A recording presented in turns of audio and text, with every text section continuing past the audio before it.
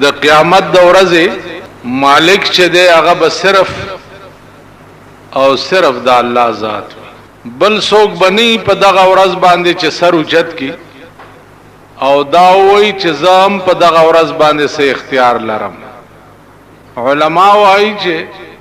دا د دنیا بادشاہان چې دی په دغه ورځ باندې با ټول سرنګون ولاړی आवाज به وشي لمن الملک اليوم د نن ورځې بادشاہ څوک دی. یو بادشاہ بم دا جرأت نشي کولای چې سر اوچت کی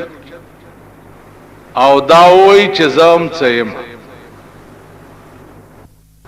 د نن ورځې بادشاہ څوک دی نو आवाज به وشي چې لله الواحد القهار.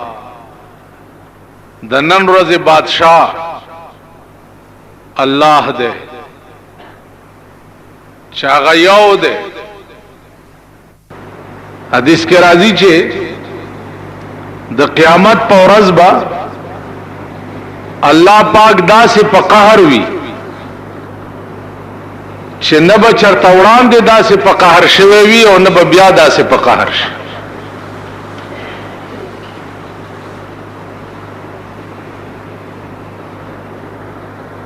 نو دا ټول بادشاہان د زمانه با ډېر لوی په hebat کې ولاړی.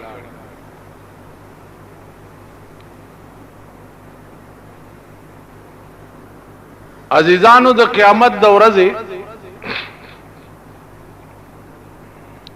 تعریف چې کوم قران او حدیث کړي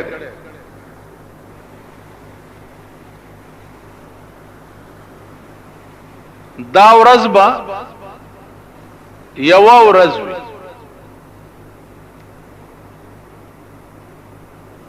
او دا یو ورځ چې دا به 50,000 کال وي. علما وایي چې 50,000 کال به په دې رنگ نه 50,000 کال به داسي وي چې د هغه قیامت یو کال بد دی دنیا د 50,000 کال عمر. دا حساب لګوي د هغه قیامت یو کال با د دې دنیا د 50,000 کال عمر. داغه یو میاشت با د دې دنیا د 50,000 میاشت عمر.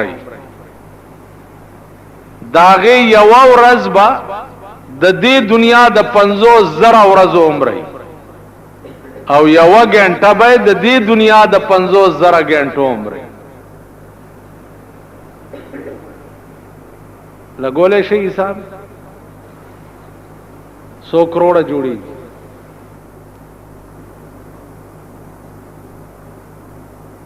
داسې حساب وکړي چې داغه یو کال د دې دنیا د 50,000 کال عمر.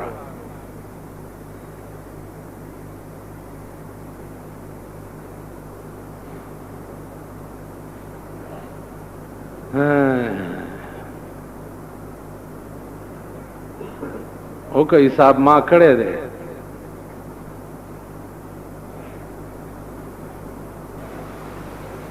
یو کال د دې دنیا د 50,000 کال عمر نو 50 زله 50 زره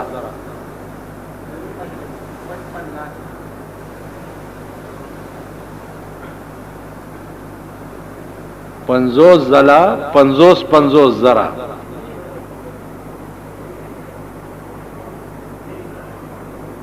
ویخ شي خدای بندگانو ملک در نه سیلاب یوړ. که تاسو سړی وې نو خزه به در باندې وزیر اعظم وا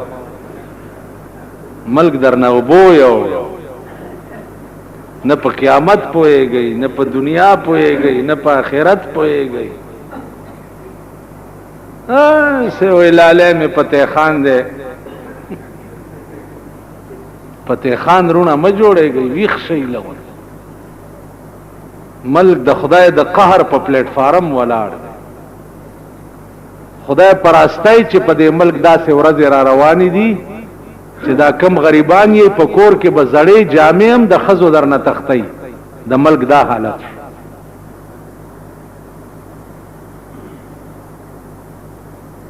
ویښ شئ څه عقل ځان کې پیدا کړئ سوچ ځان کې پیدا کړئ څه فکر وکړئ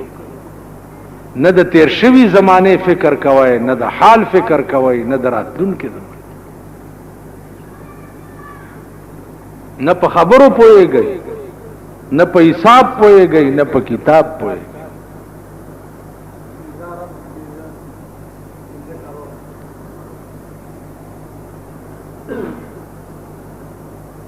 یوه ورځ د قیامت به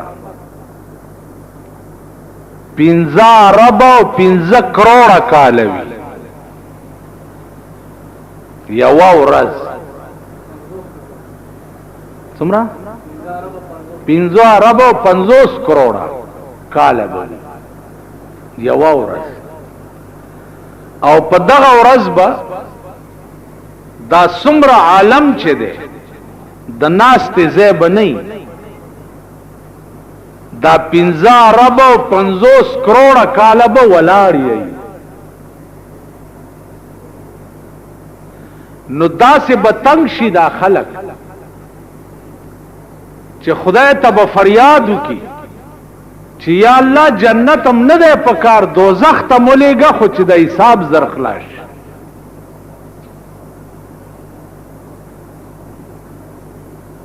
دا به یوه ورځ د دې نور دا ټول شعاع چې دی هغه به دې ځمکې ته دا ځمکه به د تانبې غوړېدلې وي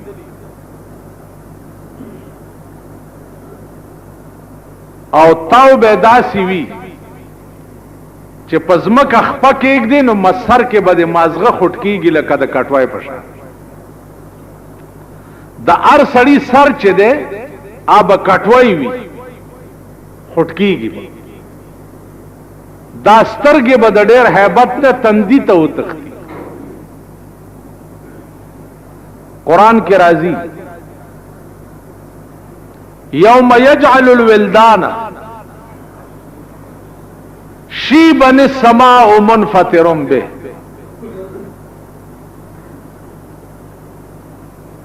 الله فرمایي چې دا د قیامت ورځ به دومره هیبتي ورځ وي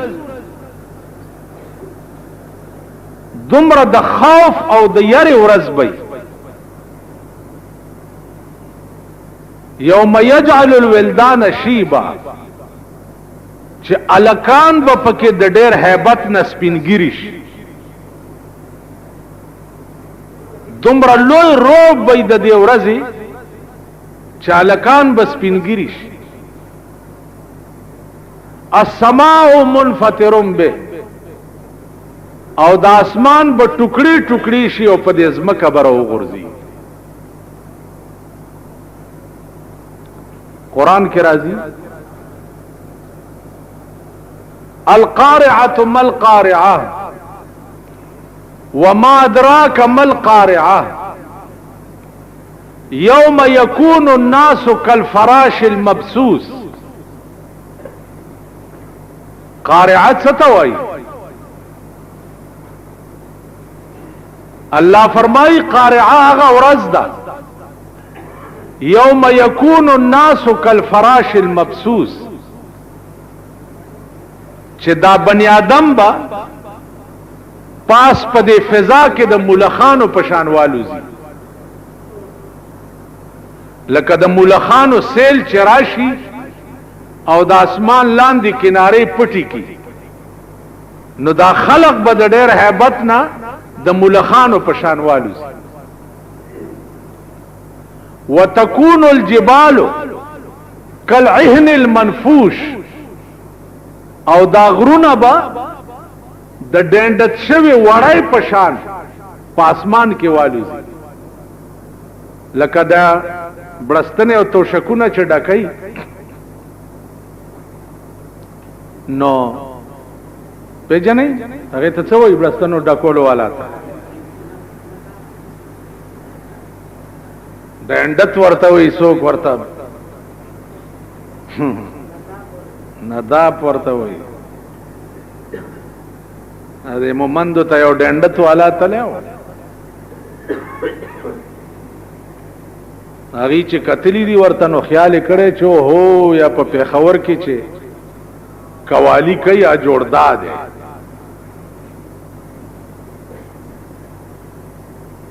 نورانی ولې دی ورته ویل چې قوالی او غغوا قوالی خو به پیژنې ماشاءالله استاسو کپریو چې چم ابل ورځ راته یو یار دومره ګیره و ما ته یاره دا د جمعې په ورځ دا پروګرام نه په ټي وي کې سډیر خوان نه کی مالتا کرشته څه لا یو وړو کې غوندې مې اغسته دی وای تا ګیره کلا کم دا خو به پیژنې قوالیان ډنډتیان دوپړای باجې دا تاسو چې جنجونو کې ور سره روان یې بیا ډزې ورته کوي دا خو پیژنې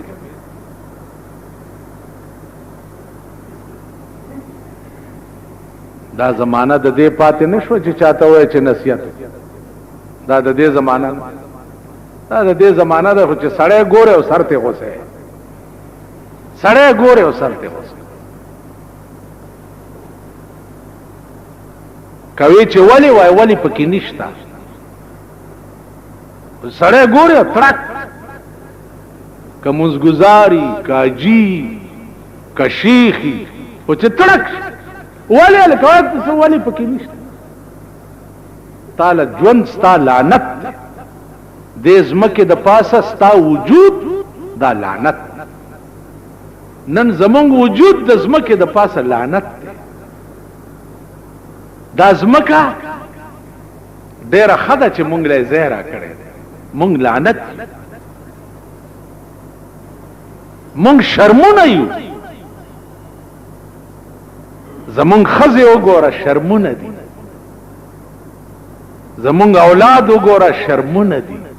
مونږ وګوره شرمونه دي هغه کوم ادا ده زمونږه چې هغه د سړی توب کوم ادا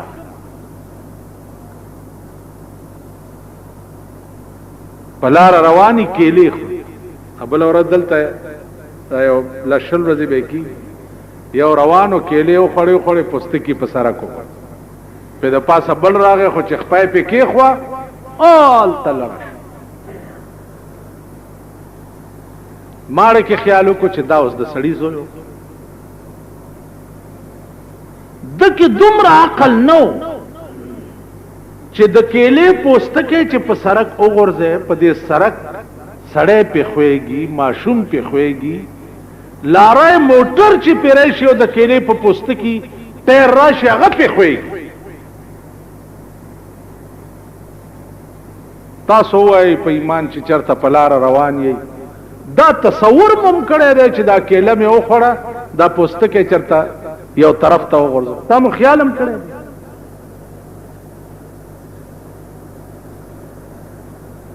دا پوستکې بې ځایه ځای وغورځو ما بار ملکونه کتلي په دې لاس کې به یو میل پوستکې نیولې نو بیا په سړک باندې ټیمانو بکسې لګېدلې وي نو هغه پوستکې باغې کې وغورځي مجال سته چې په سړک باندې ته د خټکی یا د کېلې یا د ګنډېرۍ یا د کېلې یا د مالټې پوستکې وګوري مجال سته دلته به د خلیل مومند بروانی په لاره باندې ګنډېرو ګوتې به لاس کې نیوړي دغه بم کوي او پوستکی به په سړک غورځي او روان خلیل مومند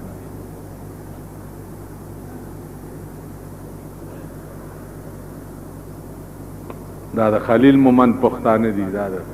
ثوابای پښتانه دي دا د اشنغر دي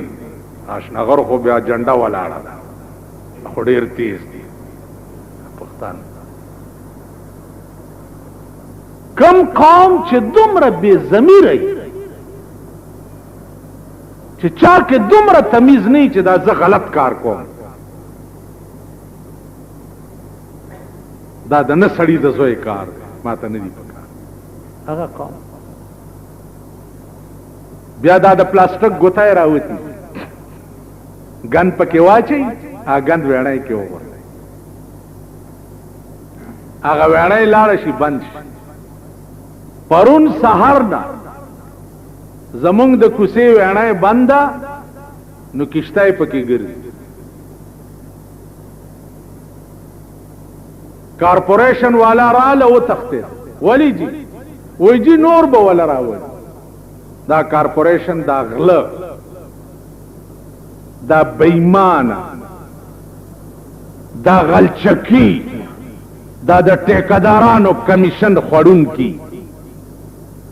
دا غله رااله او تخته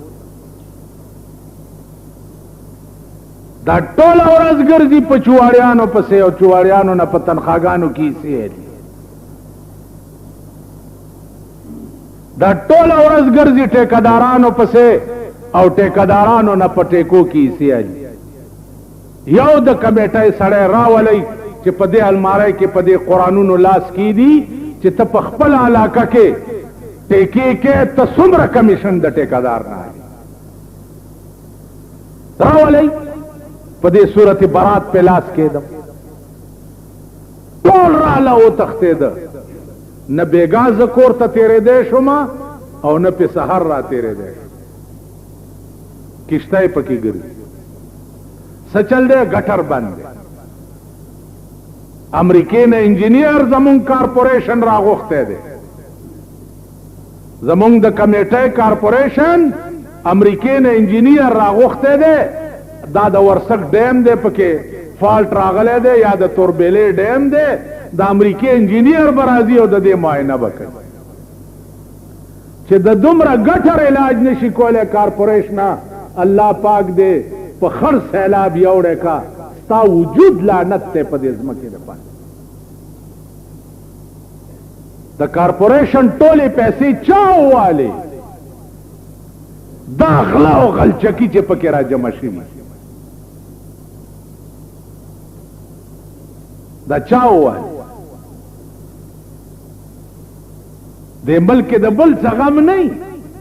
خو دا میر لري که بل میرو لګوه او بل لري که وړوکی غل لري که لوی غل راوله لوی غل لري که وړوکی غل راوله دا زمونږ د ملک فیصلې کومې فیصلې چې تاسو د قوم کړي دي اوسې مزې څکئ د غلطو خلکو انتخاب هم کړی دی اوس به خدای پاک ستاسو کورونه کېنئ د دې ویڼو د لاس چواړی ټک کار نه کوي ورشئ زمونږ کور سره جومات نالی تیره شوې ده تر سره پورې ډکه ده د کاڼو د ګند نه تر سره پورې اول خو تې ګند وباسي نه که تې وباسي بیا په غاړه ګند پروتي بیا ګاډي والا راځي نه وړي یې نه هغه ګند ماشومان بیا ورغو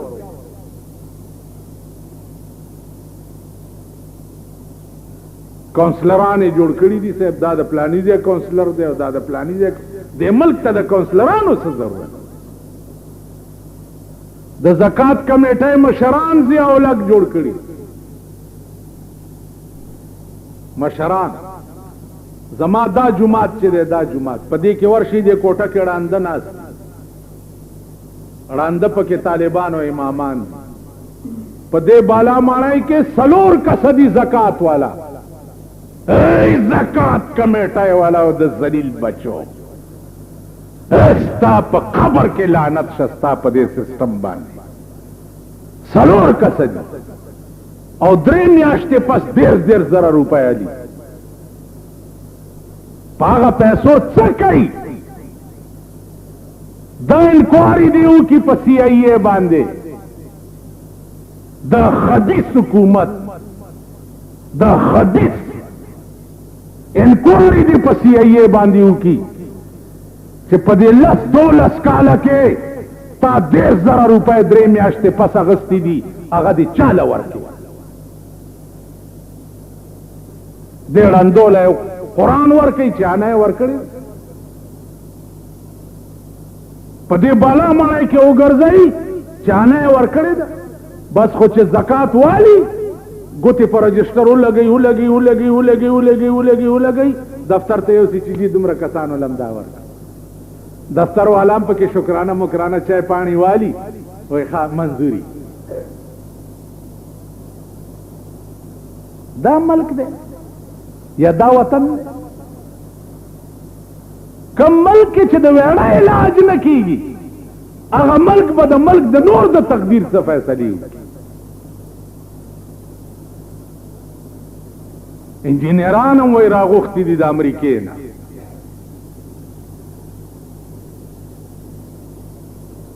اوبه نشته نن 6 ورځې وشوې اوس یې د یارې نه د کمیټۍ لارۍ راوړي نو دا د جومات دا ډیګی ډکوي خدای خبر چې نن هم پکې اوبه وې که نه وې چا پې اودس کړی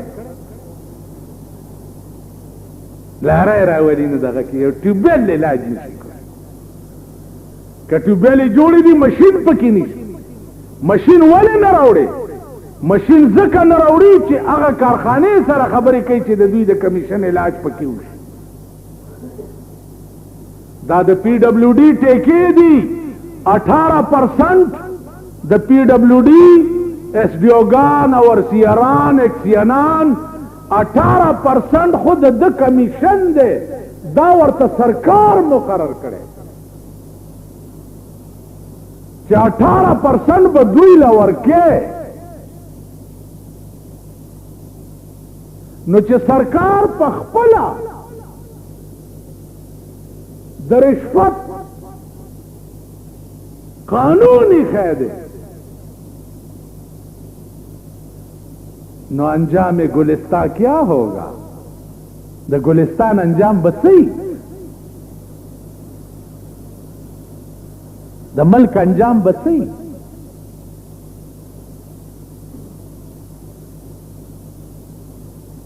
احتساب بکی احتساب ځان سره وکي اول احتساب دی وزیرانو سره وکي چې تا د کمې غوړې مرغۍ نه راغلی چې تاله د 3 لکو روپو فرنیچر په بنگله کې جوړ شو په کور کې د خر نو چې په سور وې د منبرای د برکته وزیر شوې نو 3 لکو روپو فرنیچر درته جوړ شو او 8 لکه روپۍ د میاشتې پتا خرچ دی ځکه چې وزیر یې کنه او کار څه کې پټک پوهېږي نه نو ډیپټي سیکرټریانې ساتلي ته پوښتنه کوي چې یار څنګه چلو کما ډېر ښه خدای بم نور ذلیلوي ان شاء الله العزیز دا قوم با خدای نور ذلیلوي دی تبچری خدای خور از نخ چری زکه چې د دې قوم هر فیصله غلطه نو کوم قوم چې غلطه فیصله وکي پاغه آسمانی عذاب راشي نو پتا سو آسمانی عذاب نازل دی پمونږ در سره نازل دی کله بم وړای بندي کله به وبني کله به بجلی نه کله به اورګرانی کله به غوړی ګرانی اوس د یکم من بعد د بجټ تماشې به وکي بجټ در باندې را روان دی ان شاء الله په وینو بجاړي په وینو دا قوم به په وینو جاړي زمونږ د ملک وزیر اعظم وړاندې نه ویلیو کہ کھریاں کہ نہیں باتاں سن کے تے ہوشیار رہی اندھیریاں سن راتا نیندر سی بیدار رہی تیرے در باندې را روان دی لگی ورتوی خوشے گئی تور خاور بمزی دا دی چه در تچغی والی چه ہمارا عزم غربت کا خاتمہ ہمارا عزم غربت کا خاتمہ نو غریبوں کا خاتمہ پا غریبوں بخدای ٹوغا کہہ رہا ولی دا ٹول بمرداری دے ملک تا دا غریبو ضرورت نشتا ملک تا دا سرمایدارو ضرورت سرمایدار چی رو غواری مانن پولیس والا ہوتا ہوئے ماوی چی دا ویڑای بند دا نو دا دی ویڑای خلاف پا میر باندے کیس رجسٹر کئی دا کمیٹای پا میر باندے کیس رجسٹر کوي چې ستا په دور حکومت کې 2 ورځې خلک کورونو ته نشو تللی د څښاو غلو د لاس او د څښاو ویڼو د لاس هر سړي به بډې والو کېړی به ویستی او را روان په میر پولیس والا ما ته وایي چې په میر څنګه کیس رجسټر په دغه به رجسټر کو دا دروغه باندې په میر څنګه په چواریانو به رجسټر کو په میر مالچا میر سور افسنډا دی په هغه یې نشي رجسټر کوی نو کم ملکی چې د انصاف دا حالي دا میر د حضرت عمر نه لوی سړی دی چې هغه به ټوله شپه په کوڅو کې ګرځېدو چې چاته تکلیف نه وي چې کله نه دی میر شوی دی باغوانانو ډیری یا دې علاقې ته راغلی دی چې کتلي چې هلکه تاسو ته څه تکلیف خو نشته پیجارو موټر یې ورکړی دی په هغې کې 10 منه ناست او ګرځي پکې په میر څنګه کیس رجسټر نو مالدا نور مور مړي تاڼې ته درغلي نه پړت پرچا پې چاک کوي تاسو خدای تباه او برباد ستاسو د ایف آی آر ستاسو کپره وخوره ستاسو په تاڼو کې د ایف آی آر غریب دپاره پروت دی مور مړي پلار مړي دپاره پروت دی د تاڼې ایف آی آر د کلی خان او نواب او معتبر دپاره نه دی نو د کم ملک د قانون چې دا حالي چې د ملک ایف آی آر هغه غریب دپاره سرمایهدار دپاره نه دغه ملک د خدای د ماښام نه رایسته په تندر والی دا ملک د خدای په سیلاب یوړی ما د خدای مخکې په سیلاب یوسي او تاسو راپسې عزیزانو دجال یو داسې شی دی چې هغه فی الحال په زنځیرونو تړلی دی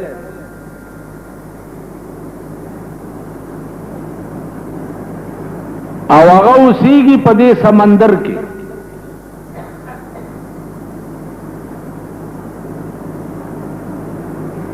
حدیث کې راځي چې د هغه یوه سترګه ړنده ده او داسې ړنده ده لکه د پړسېدلي انګور په شان بهر راوتې ده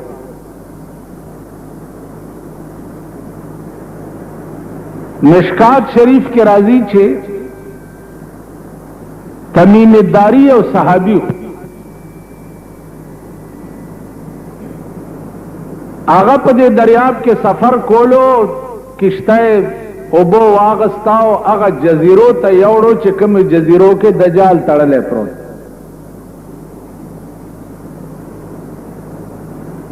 دجال سره خبرې اترې چې وشوې او دی بیا راغی رسول الله صلی الله علیه وسلم ته دا قصه بیانول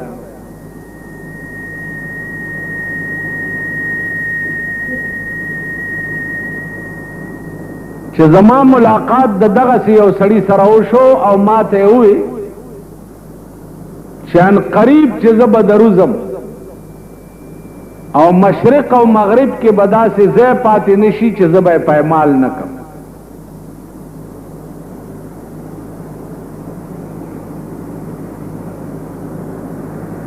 دغه ته گویا کې دجال وای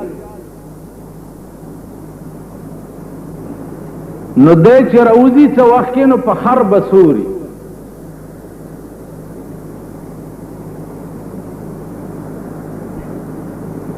علماء وایي چې د دې دجال با چې په خر سوري یو طرف ته به جنتی او بل طرف ته به دوزخ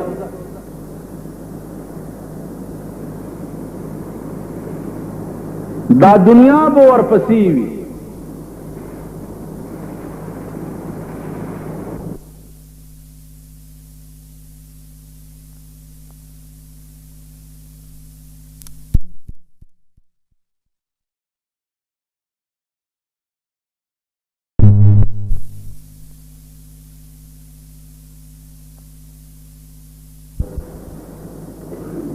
نو دې جنت ته بلار شي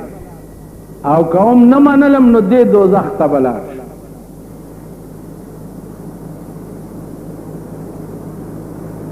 نو خلق به ورته وایي چې بالکل مونږ منلی او هغه خرې چې خاشنه کوي دا خلق به راخلي او خوري به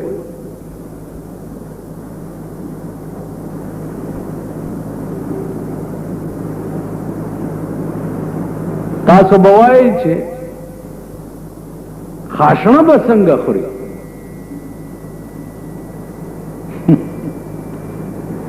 په دې بې ضمیره قوم کې فی الحال هم داسې خلق شته چې هغه د پیر صاحب خر تم خر شریف وي او د هغه خشنو ته خاشنه شریف وي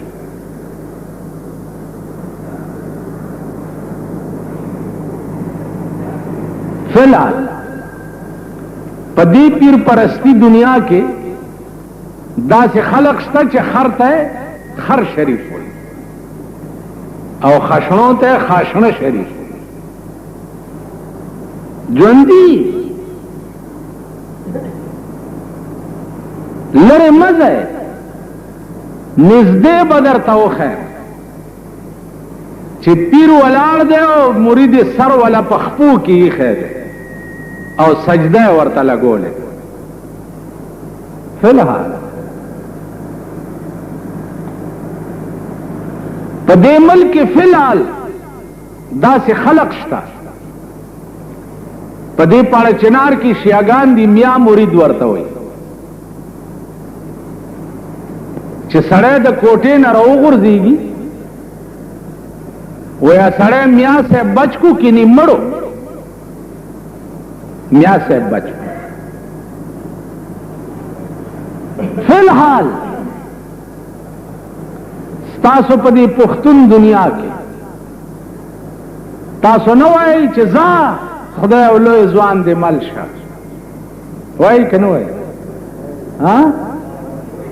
ځه خدای او پیر بابا دې مل شه داسې وایئ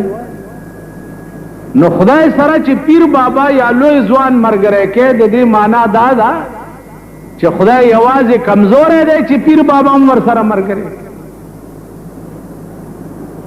تیره جمعه چې ما وی چې تاسو پورې سرونه نه دي کاڼي در پورې نښتي نو دا دروغ نه وه فی الحال دې قوم کې داسې خلق شته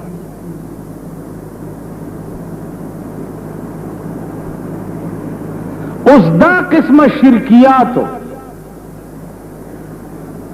چې کوم ملک مرکز او ډیپوي تاسو راشئ په دې پېښور کې وګورئ د پیرانو ورسی او د دنیا ډمې پکې ګډېږي د زیارتونو ورسی او د دنیا دوپړی او باجی پکې غږېږي فی الحال دې قوم لا دا هوش نه ورځي چې دوپړو او باجو ته پیغمبر مزامیر او شیطان ویلی دي دا د شیطان آلات دي او ته د ولی او د بزرگ په قبر باندې دوپړی او باجی غږی نو ستا پلار او مور چې مړه شي ته جومات ته ولې راځې او طالبان بوځې ختمونه پکې خو دا دوپړی او باجی د مور او پلار قبر ته هم بوځه کوي چا داسې کړي دي تاسو کې ها جی چې د پلار او مور قبر ته ډمان بوتلی او د پلار او مور په قبر دوپړی او باجی غږون چا داسې کړي دي لیکن کم خبیث ملک کې چې چاته اولیاء وي او د اولیاء په قبرونو د دنیا ډمان کېنولي او د دنیا ډمان او دوپړی او باجی پې غږېږي او دا قوم بیا ورته ناست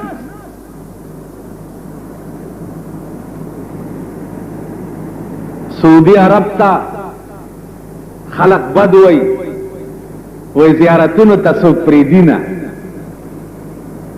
هغه خو اصلي مسلمانان دي زیارتونو ته پرېښول دا معنا چې دا کم تاسو کوئ قبرونو ته پرېښول دا معنا چې دا کم تاسو کوئ دا خو هغه شرکیات دي چې سړی تله مسلمانی او راشي ته کافر زه په خپله زمونږ د علاقه کې یو پیر صاحب نو مونږ واړو تماشې ته مونږ هم لاړو نو مرید پیسې راوړي او راشي داسې په څلور بولی شي پیر صاحب ته سجده ورته وکي لاس یې سب کی او پیسې پیر لور کی نو بیا هغه ډم ورته راشي او ورته په څلور بولی شي او بیا هغه پیسې تیوالی وي دا ناټکونه اوس هم لګېدلي او دا قوم پکې مبتلا دی دا قوم یې کوي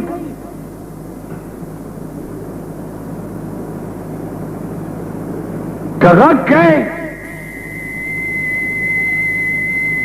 وای دا نه مني اولیاء نه مني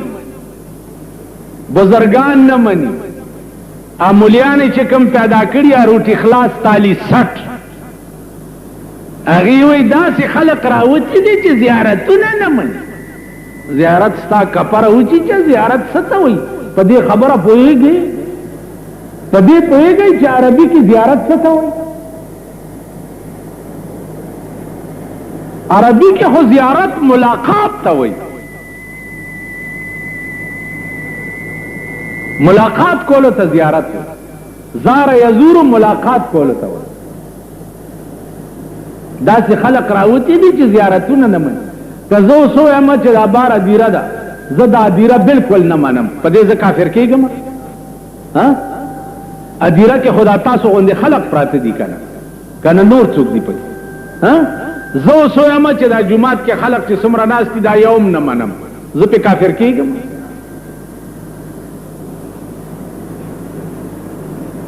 یا زه ووایم چې دا پلانې زیارت چې دی زه یې نه منم په دې زه کافر کېږم بھائی زیارت عربی کې ملاقات ته وایي پیغمبر چې ادیرو ته د تلو اجازت کړی دی د دې راز تپوس وکړئ راز پکې دا دی چې صحابه قبرونو ته ځئ كنت نهيتكم عن زيارة القبور الا فزوروا وړاندې مې منې کړي وای دې نه پس ځئ ولې قبرونو ته پتلو کې سړی ته تذکره د موت شي مرګ ورته رایاد شي چې دا د خاورو ډیري لاندې چې کوم سړی پروت دی داسې به یو ورځ زم شي لکه حاجي محمد امین صاحب د خدای پاکو بکی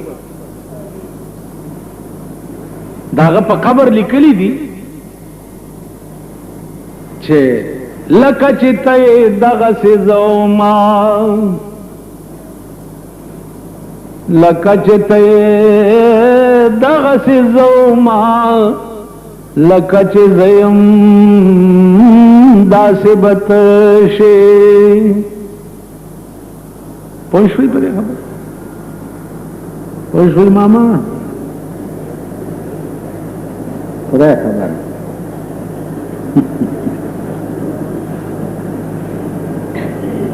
پتہ نه لګي د دې قوم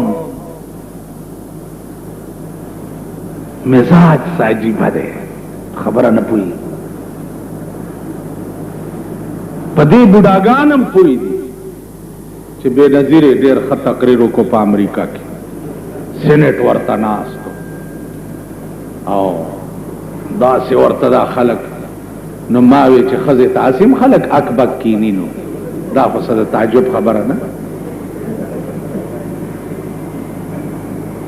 اوس د ملایمه ګیرې والا زه تقریر کوم تاسو دې بوډاګانو له خوب هم درغلی دی سرونه هم دا چل کېږي اوس درته یو جینۍ دلته کېنومه ته ګوره چې دا بوډاګان هم ته داسې رابرند شي دا خو څه د تعجب خبره نه بوډاګان هم لګیا دي چې امریکا کې زور اور تقریر او سینٹ کې داو سینٹ کې داو سینٹ کې څو په خبره پوهیږي سینٹ کې داو چې ملک میں جمہوریت سیلاب بڑی لگیا دے امریکہ تے درخواست کو چې جمہوریت راته بحال کا سینٹ کې داو نور خو خزانه نور خزي خوار سره په تماشای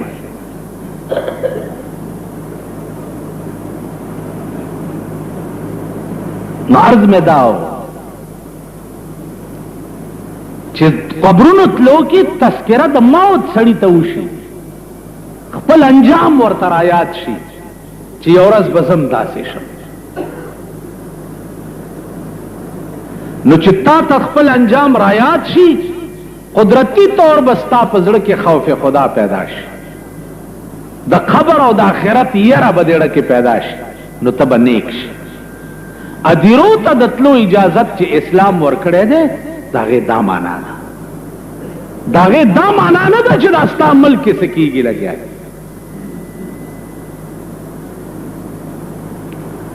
حاصلات د قبور خوړل اسلام نه تپوسو کوي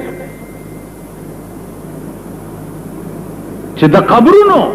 حاصلات خوړل اوس ته ماته وایه چې په قبر پیسې اچول د دې قبر ته څه فایده ده دې مړي ته څه فایده ده نن ستا په ملک کې زیارتونه په 2 لک روپۍ د هفتې ټیکه کېږي سم سنګي پارس دی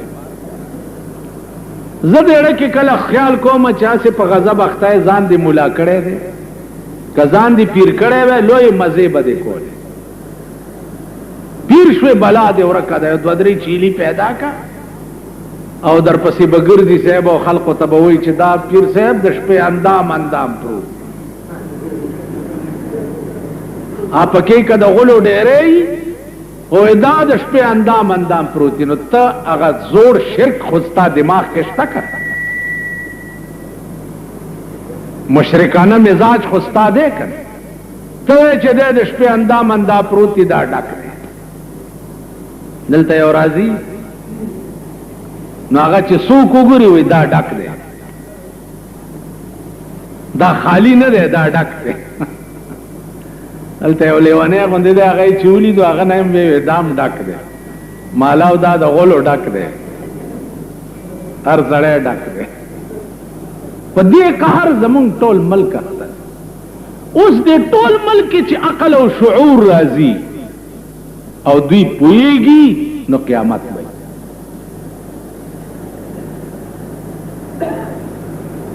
زما عزیزانو عرض داو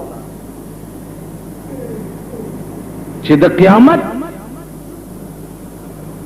په ورځ کې ډېر عجایبات او یو عجیبه به پکې د دجال پیدا کېدلی دا چې راوځي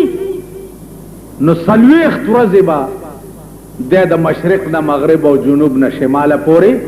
منډې وي دا دنیا به داسې اواره کی لکه دا تله چې دنیا اواره شي نو بیا به دې ځمکې د پاسه بله ځمکه وغوړېږي چا به د تانبې ځمکه او د ده د قتل دپاره به عیسی علیه السلام را کوش عیسی علیه السلام ژوندی دی او په اسمانونو کې اوسېږي ستا په دې ملک یو بل تحریک دی چې هغې ته مرزایت وایي قادیانان داغي په ټولو مسائلو کې یو مسله دا هم ده چې عیسی علیه السلام مړ دی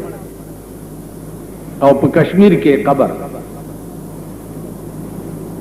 سنه ثابته ده چې عیسی علیه السلام مړ دی وی قرآن کې راغلی دی اذ قال الله یا عیسی انی متوفیک خدای وی چې عیسی علیہ السلام زتا وفات کوم دلته 2 سوچ دي یو خو متوفی کا صیغه ته وګورئ چې دا کومه صیغه ده.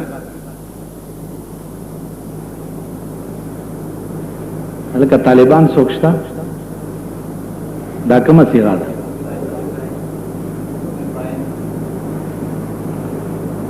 اوس اسم فاعل کې حال او استقبال دواړه مراد.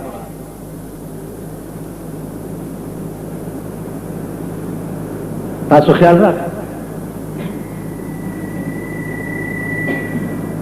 نو انی متوفی کا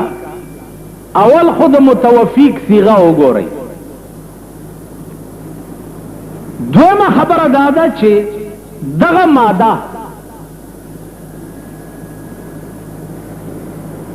ماده چې کومه قرآن د عیسی په حق کې استعمال کړی ده،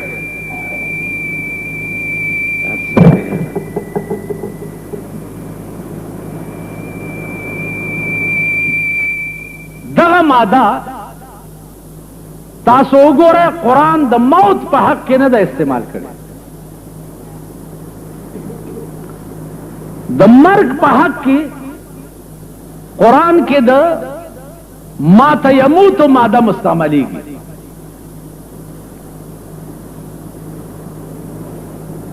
دغه ماده د متوفیق چې ده دا د موت په حق کې نه مستعملیږي. مات یموت دا هغه مرګ ته وایي چې بدن پاتې شي او روح لاړ شي.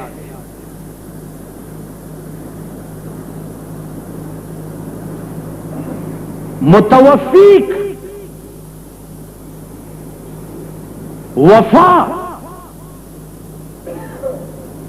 سبا بز تعالی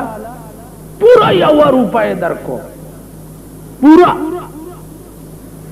اوس چې زتا سره وعده وکم چې سبا به پورا 1 روپے درکوم او سبا ز اتانه درکم، نو تب داوې چې د په وعده وفا وکړه. حاجی دا څه بوای 1 روپے پرې ده کنه، سبا به ز پتا باندې سرکړی چرګان خورم. د خوراک تاسو لږ زیات شوقیان دي، نامې د مولیانو بدنامي دي او بیړه تاسو د ملک تباہ کړه. مولا خو ستا د کور هغه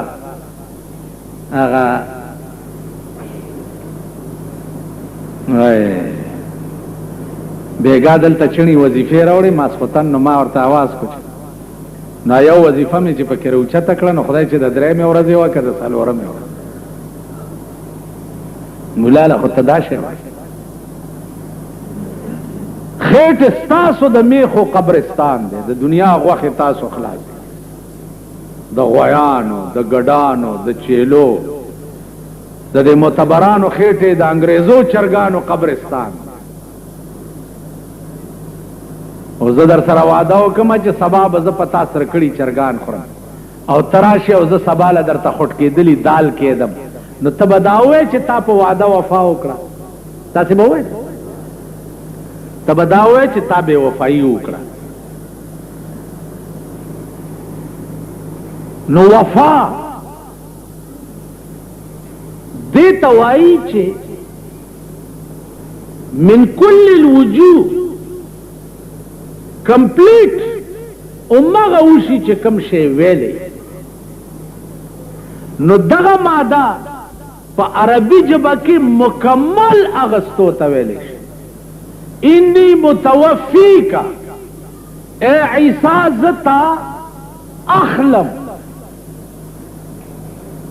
اخلم دی ورافعک الی او ځان ته دی بوزم، یعنی ستا متوفیق سمانا روح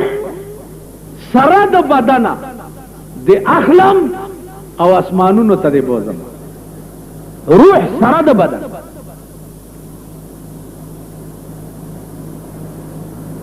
تاسو خیال وکړئ اوس عیسی علیہ السلام په اسمانونو کې ژوندی اوسي. علما لیکي چې یا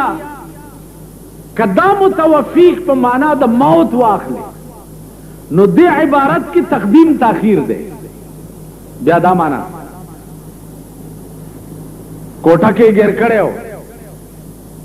خلق ورته بار ولاړو چې وجنو الله ورته وی چې قال الله یا عیسی انی رافعک الی اے عیسی دې خلقونه دې بچکوم او ځان ته دې اوچتوم ومتوفیک بعد نزولک او بیا دې وفات کوم با چې د اسمان نه د لاندې راکوز کوم ځکه چې کل من علیها فان کې به دې راولم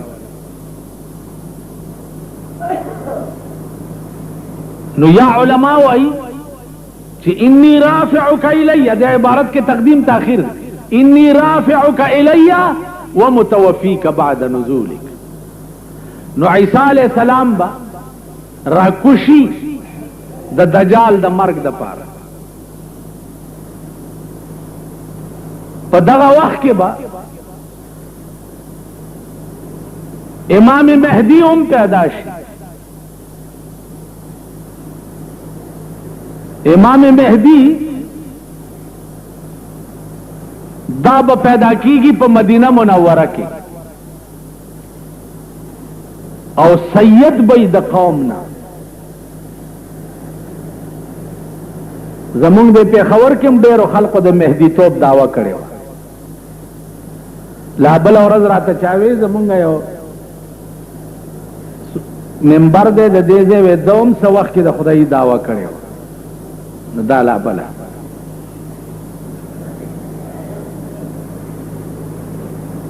دلته یو سړی و دعوه وکړه کتاب یې چاپ کړو چې زه مهدي یم مولیانو چې راونیوو نو ما پسې راغی وی چې هله خلاصوه مې مالته مهدي څه ویله چې اسمان کې راته پړک پړک کېده نو ما خیال وکړو چې زه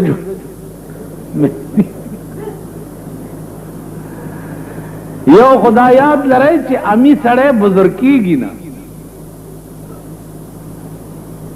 خیال درا یو بادشاہ تپوسو کو خپل وزیر اعظم نه چې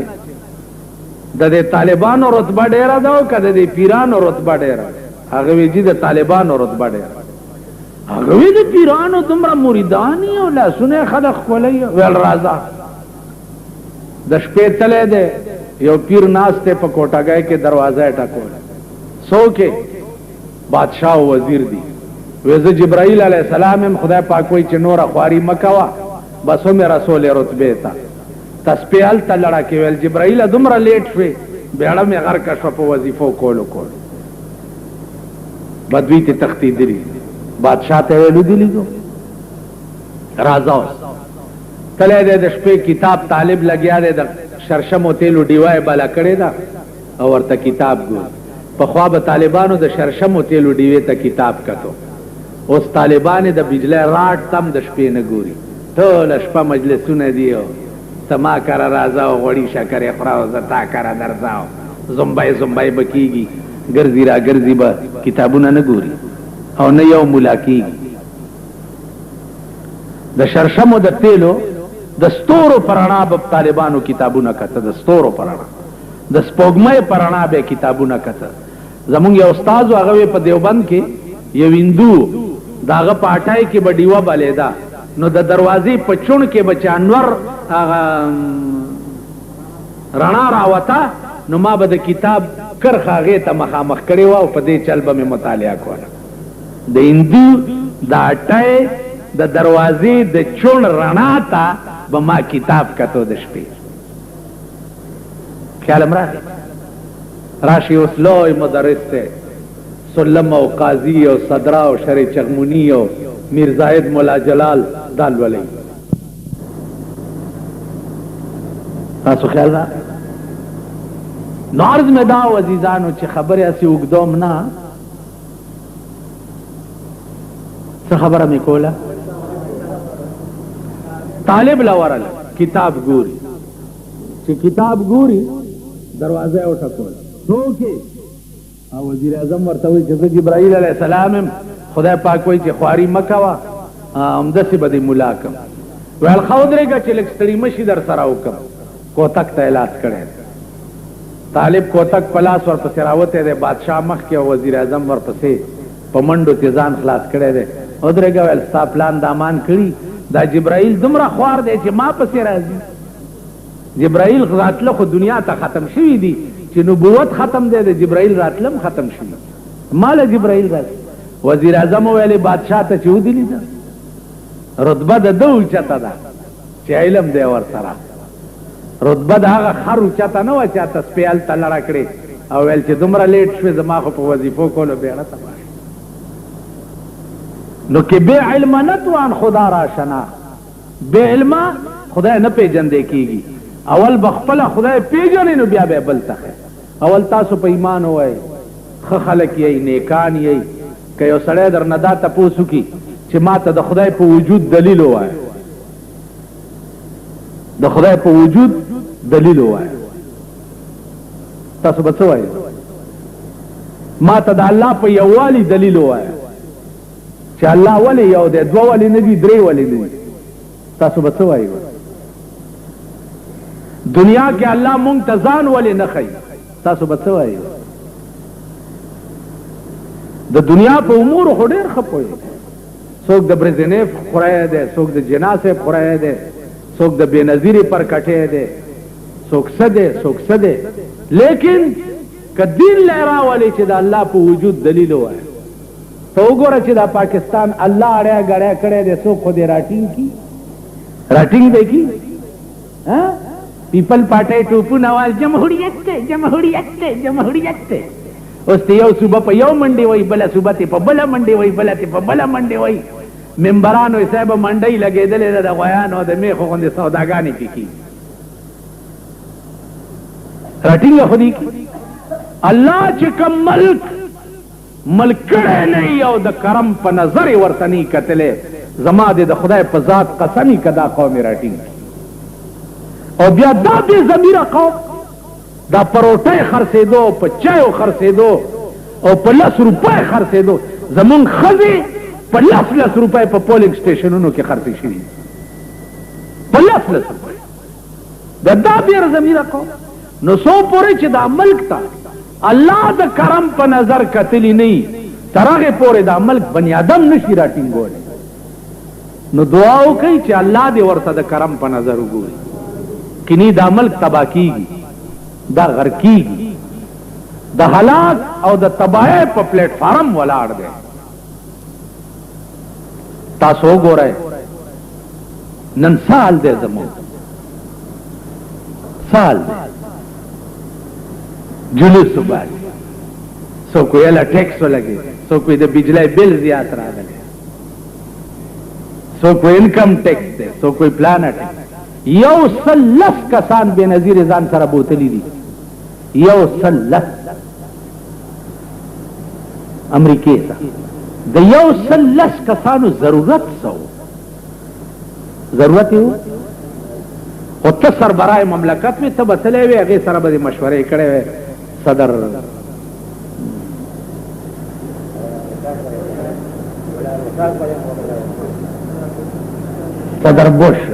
بوش ته که برش ته ته به تلی وې برش سره به دې خبرې اترې کړې وې بس ټیک ده 110 کسان بیا زمونږ د دې صوبې چیف منسټر هم بوتلی د ده څه کار والته دغه نخرې به پلارم کولی دلته نه صوبه سرحد نه یو وزیر بوتلی و چې هغه وزیر وګورئ چې ویې ګورئ